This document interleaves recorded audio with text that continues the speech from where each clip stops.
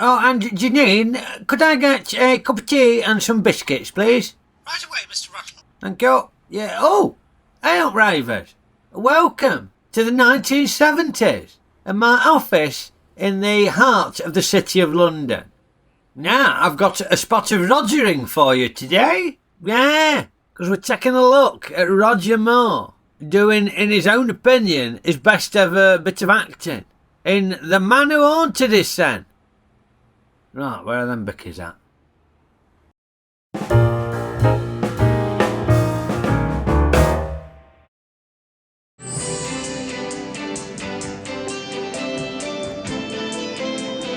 Yes, Roger Moore plays Harold Pelham, typical 1970s London business bloke. He's got the bowler hat and everything.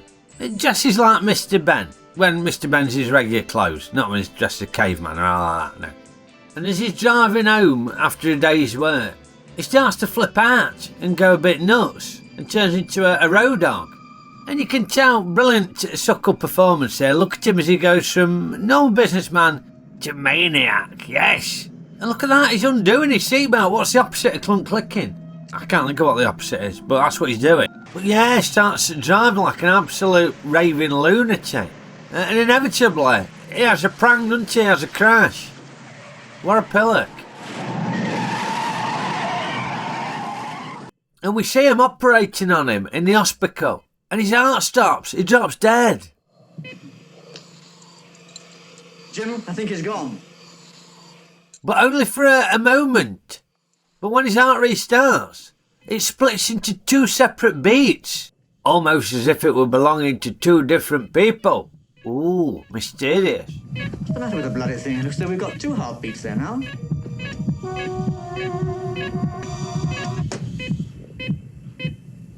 Oh, that's better.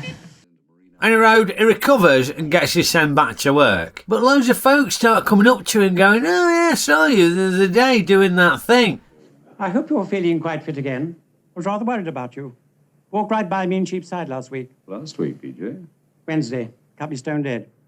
And he's all confused because he's thinking, that weren't me. But instead of suffering from early onset dementia, it soon becomes apparent that he's got a doppelganger mooching about, pretending to be him. What on earth's last Thursday got to do with it? I was there, remember? At the club. I won't forget that game of snooker in a hurry, nor the little party we had afterwards. Yeah, he pops to the barber's, and to be told he's already had his haircut the day before. And his mates at the club tell him they've been playing snooker against him, even though he don't like snooker and he's crap at it. You never played so well, sir. I wasn't here on Thursday. Pelham, here's the fiver I owe you. What for? I bet you £5 you wouldn't beat Frank Bellamy last Thursday. And to add insult to injury to Pelham, this doppelganger version seems to be a much racier, more exciting, popular version than the real one. Turns out the doppelganger has got a fancy woman on go, whilst the real one is neglecting his missus.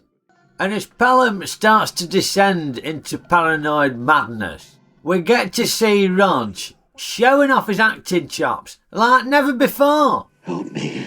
Now, if you ain't already noticed from some clips, some very familiar faces in this film. Yeah, a lot of familiar faces. Now, I wouldn't normally do this so soon after doing the last one, but I feel the need to do it again, and you'll see why in a minute. But yeah, here's another edition of What Have They Been In?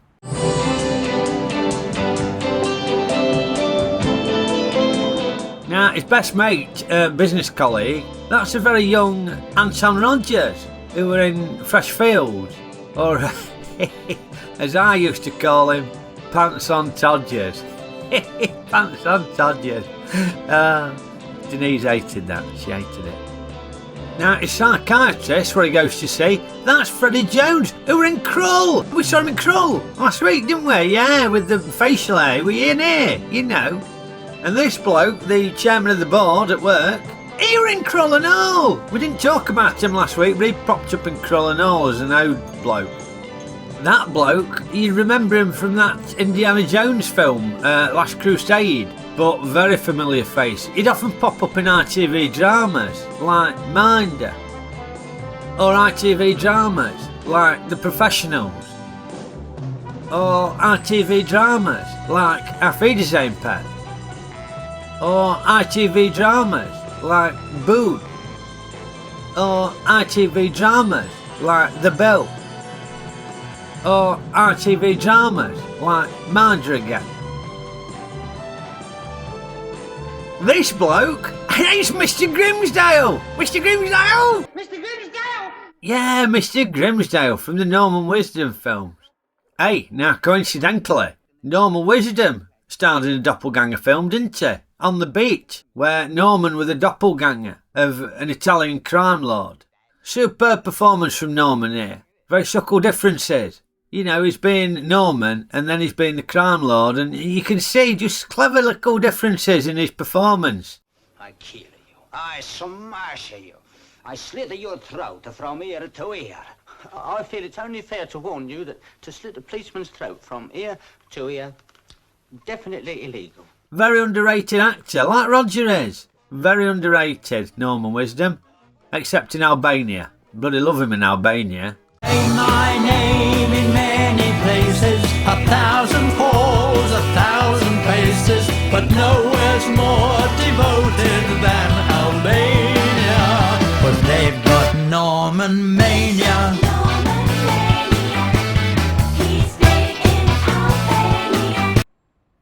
Where was that? Lost my train of thought now. That's because I need my brew and my bickies. In fact, let me just chase them up. Janine?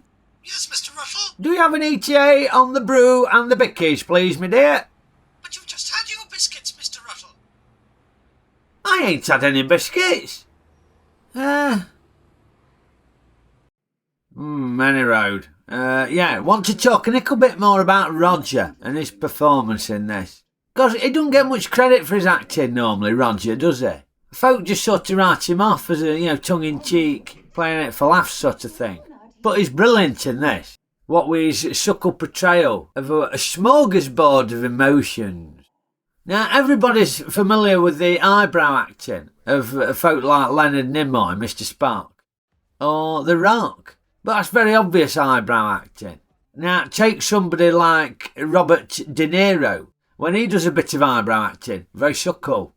Folk rave about his acting. Now, look at this in Goodfellas. Just watch this subtle bit of eyebrow acting here. It's so small you might have missed it. Watch it back. It's just a micro twitch of the eyebrows. Marvellous stuff from Roger Panino there. But when Roger does a micro twitch, nobody raves about that. Yeah, you see, look at that micro twitch. Imperceptible to the naked eye. But the audience subconsciously reacts to it and buys into the performance from the actor. And Roger's eyebrows give a tremendous performance in this film. As I say, conveying the whole gamut of human emotion, ranging from perplexed Roger, to concerned Roger, to stressed Roger, to quizzical Roger, to confused Roger, to anxious Roger, to melancholic Roger, to smug Roger, to distraught Roger, to randy Roger, to panicked Roger, to evil Roger, to what the bloody hell is going on Roger. Yes, it's eyebrow acting and facial expressions generally. It's an absolute tour de force. Or tour de face. Yeah. Righty-ho, on to Ray's ratings. Well, as much as I love Roger Moore, this film had passed me by. I weren't expecting a lot from it. The premise sounded daft. So, yeah, I'm anticipating no more than a 2-star film. And what did I get? Well, it did exactly what it said on the tin. You got Roger Moore starring in a film where he's haunted by Roger Moore. It's as stupid as it sounds. Now, let's be honest, it ain't winning any Oscars. But it delivers completely on that premise. So, no grumbles from me, and I was thoroughly entertained. Roger, he was great in it. Really got to show off his acting chops, he did. So, yeah, I'm rated The Man Who Haunted His Son a 3-star, 2-star film.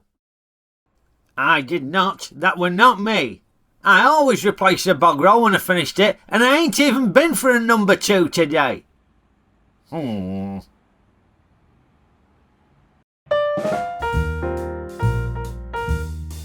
Well, hope you enjoyed my review of The Man Who Haunted His Son. If you ain't seen it, check it out. It's a good giggle. Yeah, and if you did like it, give it a good poke.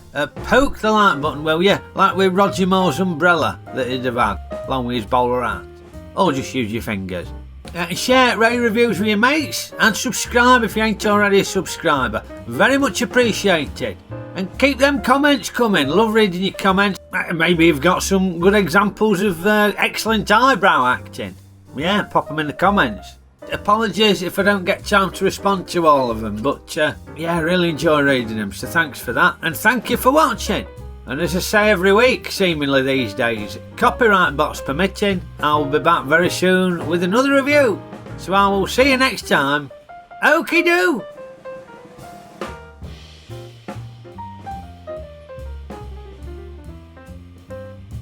Who were that bloke?